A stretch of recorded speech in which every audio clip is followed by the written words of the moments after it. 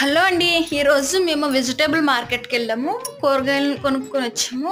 ఏమేమి కొన్నామో చూపిస్తాను చూడండి. అలాగే మాకు ఎంత పడ్డాయో కూడా చెప్తాను. ఈ వీడియో మీకు నచ్చితే లైక్ చేయండి, షేర్ చేయండి, సబ్స్క్రైబ్ చేసుకోండి. సరేనా? మనం వీడియోలోకి వెళ్దాం రండి. నేను పాలకూర, తోటకూర, మెంతికూర తీసుకున్నానండి. అరటిపళ్ళు, ఆ కొబ్బరి బొండాలు ఉన్నాయి కదా, కొబ్బరి బొండాలు ఏమొచ్చి ఒకటి 40 రూపాయలు పడింది.